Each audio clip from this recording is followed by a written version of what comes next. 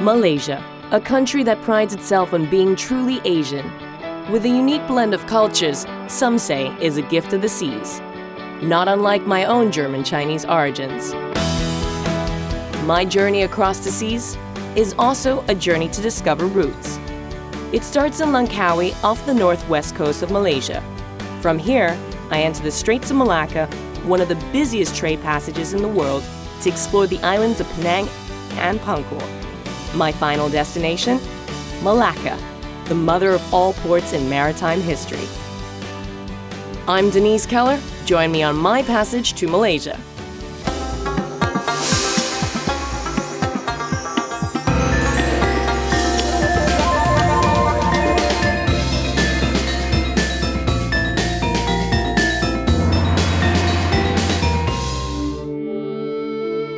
Langkawi, an archipelago of islands in the Andaman Sea that spans the breadth of time. Its name conjuring the legendary Langkasuka, the earliest Malay kingdom in the seafaring region. Until 20 years ago, Langkawi was made up of quiet farming and coastal communities. But today, its humble fishing boats share these waters with luxury yachts, a favorite port of call among the international sailing set. For my initiation into the world of seafaring, I'm in the expert hands of local legend Azza Mansour, the first Malaysian and one of very few who have sailed solo around the world. Is that good enough? Yes. A bit more. Yeah, that's fine, I think. It's all sheltered now here because we are protected. We are surrounded by limestone hills and island, you know. See how beautiful that is? It's magnificent. Yeah. Since I was young, I used to come into Langkawi, just enjoying what we are enjoying now. After Langkawi, we have to cruise back to Kuala Perlis, the port of where Perlis is. And sometimes we have to do it in the dark. So sometimes I wonder, you know, all these veteran fishermen, you know, how did they steer the boat, cannot see anything at the front or around, but after a couple of hours, we are back at home. They can know, they can smell, they can listen. When you're on a boat like this, all your 5 senses are working because you have to feel the wind on your face so that you know which way the direction of the wind is. I'm getting there. I'm getting my 5 senses open. Yes. Maintain direction, maintain depth, maintain speed.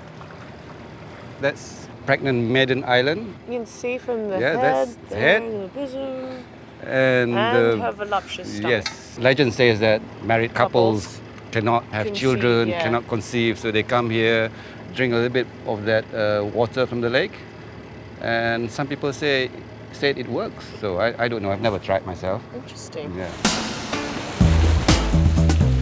So now we're taking the mainsail up, but you have to help us and work on the halyard.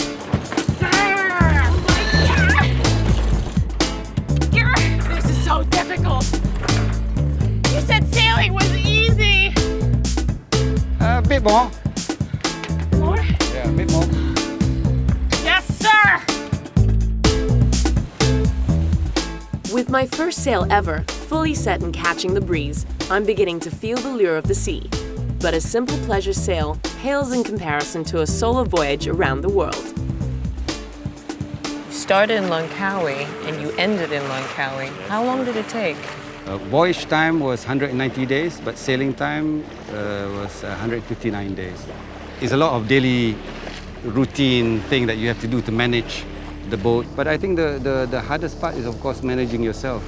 What made you want to sail around the world solo? Well, don't be mistaken, you know, shore life is something that I look forward to. You know, I have families, I have friends, and, you know, I love the activities ashore too. But the sea is different, you know, it gives me a chance to actually look back to myself, you know, and most of us have forgotten that. But it's not just the sea that beckons on this idyllic Isle of Legends.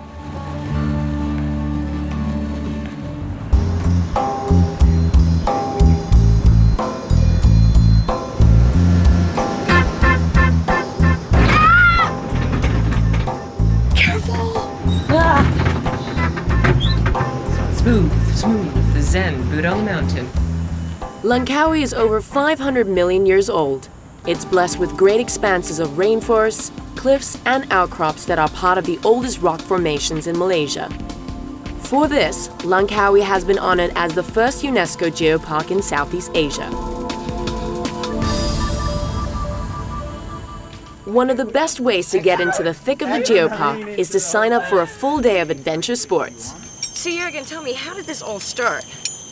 It started when my wife saw a documentary about children in Colombia going to school via a steel cable 800 meters long across a huge gorge. Yeah? For Jürgen Zimmerer, Langkawi's rainforest provided the perfect place to set up his dream canopy trekking course. A little bit more, a little bit more, a little bit more. Okay, good. There we go. Get you up. And how was it? Cake. Piece of cake. Yeah. Wow, that view is spectacular. It is just divine. This rainforest is 120 to 150 million years old.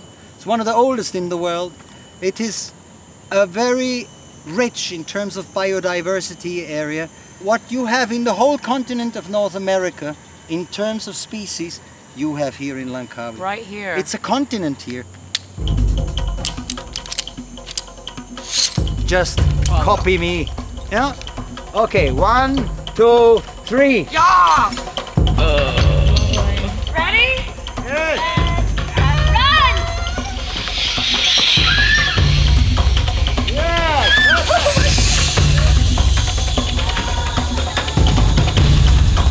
Pull down.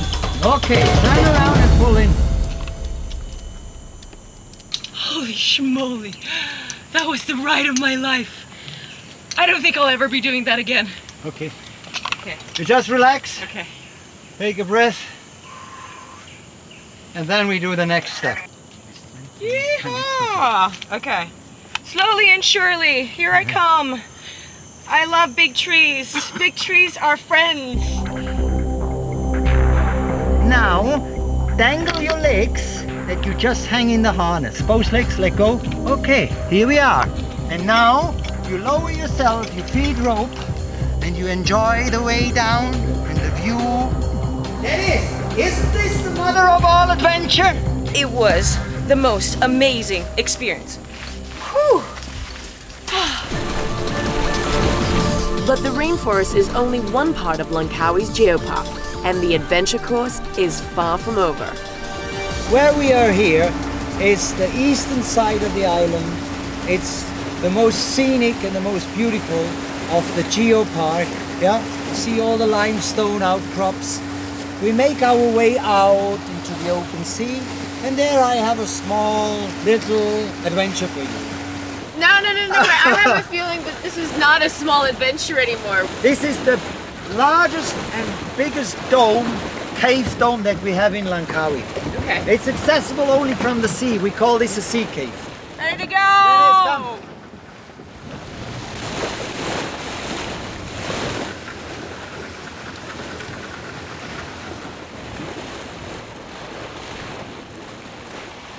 This huge cave where we were climbing up is a result of tidal activities, washed out. And once these caves are washed out, then you can see those outcrops. So Dennis, what do you think about this? I wanted to curse you earlier on, but you know what? Once I got here, everything else doesn't matter. That's it. Doesn't matter. My $1 million question to this here is, how do we get down? See, down there, Oh no.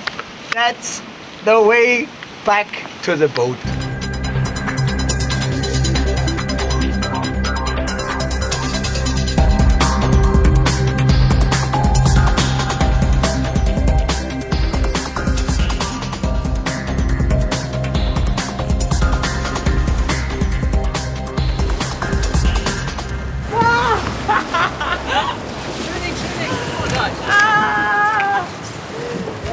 Outrageous! That was the scariest thing that I've ever done. My adventure is over, but my journey has just begun. Next up, thrills of an entirely different kind, a drift back in time. Leaving the timeless splendor of Langkawi behind me, my journey continues through the northern entry point of the Straits of Malacca to the island of Penang.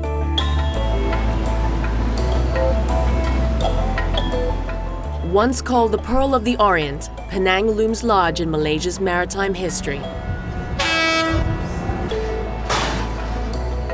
Established as a free trade port in the late 1700s by Captain Francis Light, Penang grew to become the first capital of the British Straits settlements. The winds of trade drew immigrants and merchants who have painted a colorful history for this island.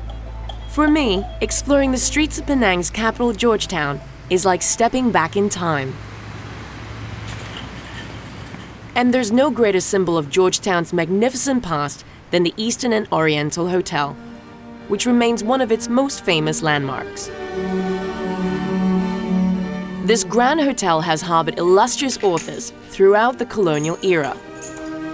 It continues to inspire contemporary writers like Tan Tuan Eng, whose acclaimed novel The Gift of Rain attempts to recapture the romantic essence of the past. I miss the rain, the tropical rain, so much that I could feel it, I could smell it, I just So it's a basically said, memory. please rain today. Right. And I think a lot of that longing came true in the book. And it infused the book with this romanticized and nostalgic look at Penang Island. And I wanted to record an instant of time that's quickly disappearing.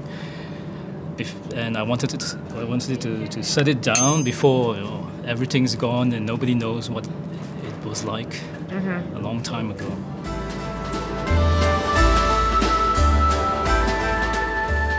Today, the preservation of Georgetown's old buildings has become a cause central to many Penangites.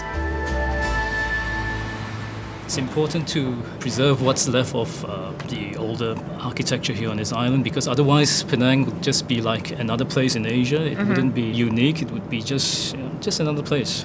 Wow, look at this courtyard. I'm given a tour of Georgetown's great restoration showpiece featured in Tuan's novel by fellow conservationist Eric. Hello. Hello. Hi, I'm Eric. Denise, nice to meet you. The Blue Mansion is the former home of one of Penang's most famous historical figures, Chong Fat Si. How much did they have to restore in terms of the building? Everything. Really? In 1990, when the restoration began, restoration, heritage conservation was a concept. There were no examples. This was Penang's first landmark restoration project. I wanted to include this mansion in the book because it exemplifies very well what I wanted to say. It's preserving something that will possibly never happen again. It's preserving a time which can never be repeated.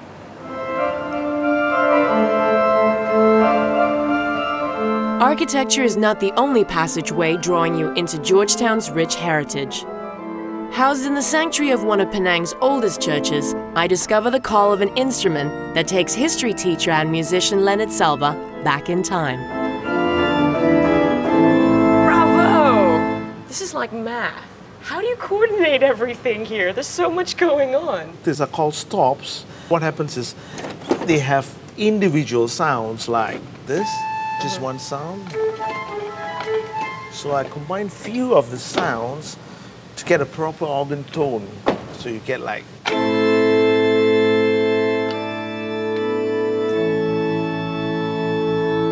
Now that is the voice of reason. But what is her story? I mean, she is really old.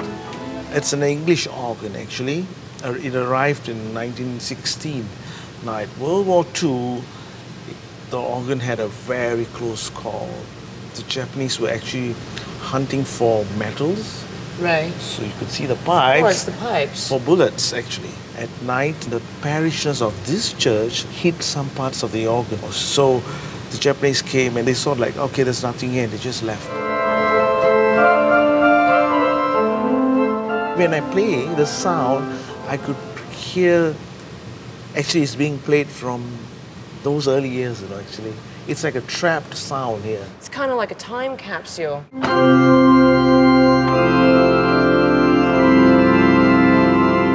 Beautiful. Ooh, lost my balance there. That's all right. I was really getting into that. This evening, Leonard has invited me to experience more of how Penang's different cultures are working to preserve the sounds of their past. I'm meeting a group of singers from Penang's Indian Muslim community practicing to perform at an upcoming wedding. Its leader, Syed Sultan, has made it his mission to preserve religious songs in the Tamil language. What is the historical background behind these songs? These are all in praises of the Prophet. The lyrics will be telling them that you have lived the life of the Prophet, you see, how he lived, how he brought the religion into it. All these things are there, you see, but it is in the Tamil language, you see. It's one of the last groups actually to carry on this practice. So this has been brought over 150 years ago from India down here. As far as I know, in the whole of Penang or in Malaysia, this is the only persatuan or society which is still following this culture and songs, and we hope that it will continue forever. You see.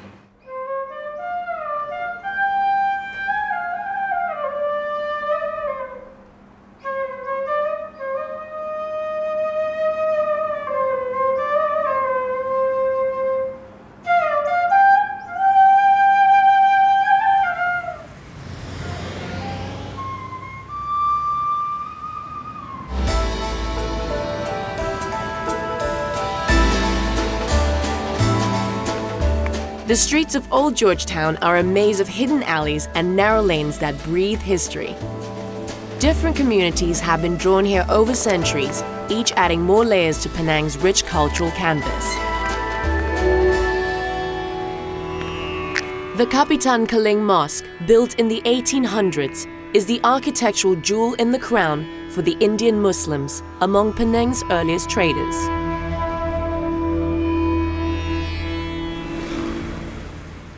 I'm meeting jeweler Mir Habib of Habib Jewels, one of the most distinguished businesses of this area. There used to be a lot of trade that was coming from Arab countries and also from India. And this used to be a main area where everybody met in terms of trading. Yeah. And this street especially is known for jewelry business. This area was where my dad started the business. Those days he didn't have much capital, so he just started with some, small silver and a little bit of gold. He was also catering to a lot of people from overseas, especially during the Vietnam War and Korean War. Even the soldiers used to come and buy jewelries. And when did you start in the business? Well, I actually started when I was a kid. There was a time that I used to stay upstairs over my shop. Yes. And this area is where I play and I run around and go and help my dad. I like to see all this little shiny stuff in the shop, I can't wait to see the jewels. Will you show me some? Will do. All right, let's go. Let's cross over here. Yeah, watch out. There you go. Ooh, rings! My favorite. Diamond rings are most popular. This is what we call kapal terbang or the airplane ring. We still do the same traditional design that we had for the last 50 years. Look at that beauty. Whew. One of the most important things that I always emphasize is how the diamond or the gemstone is cut. Because if you don't cut it well, you don't get that beautiful shine coming out of that diamond. I hope you don't mind. Not at all. I have a thing for rings. Okay. Of course, without the strings. What do you think?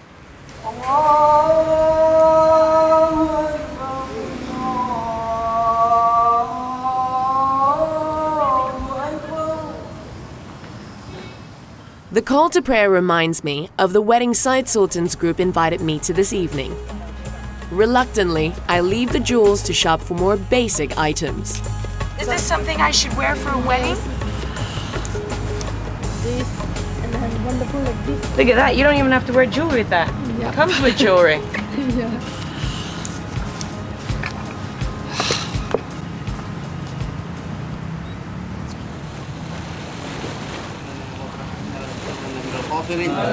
On the other side of Georgetown, I make it just in time to join Syed Sultan's group escort the groom's entourage. Please come down here. Yes, please.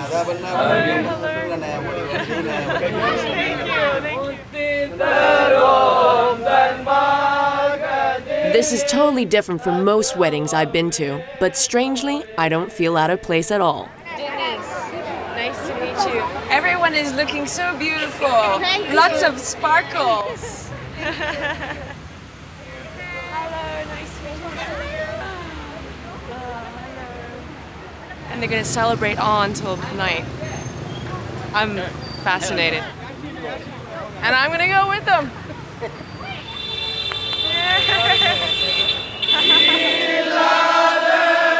What a great way to end this introduction to a place painted so colorfully by the bounty of time and the sea.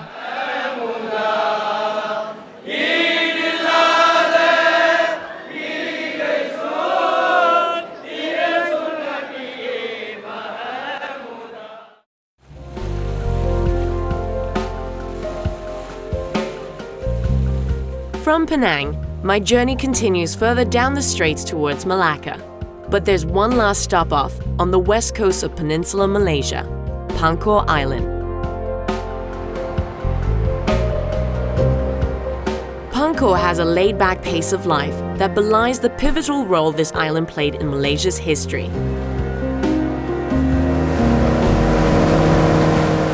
The Pangkor Treaty of 1874 marked the beginning of British political influence in the Malay states that would last for 80 years. While the colonialists are long gone, today I'm exploring Pangkor with David Wilkinson, an Englishman whose family has been part of the local community here for 4 generations. This is where most of the population live on the east coast, and this is mainly made up of 2 or 3 small fishing villages. I mean, there's been a strong population here for over 100 years. So I think, but parts of this island on this side where the villages are pretty much unchanged in their way of life. A lot of the time they're only building with just basic tools. It's amazing. They're just using their eye, and you know that they've been doing it so long. That's amazing. Much of the coastal life here revolves around Pangkor's most famous export, anchovies, or ikan bilis. These are my favorite. They're so tasty. I want to put some chili on those. What about those there in the back? Those are the sort of premium quality. These are the smaller fish, and you can see they've dried out a lot more. And they're the more expensive. These are, I think they sell them about 40 ringgit a kilo. Ikan bilis is the backbone of the fishing industry here. I think they're recognised as the best in Malaysia, and there's Thai ikan bilis, but it's nowhere near as good as here. I think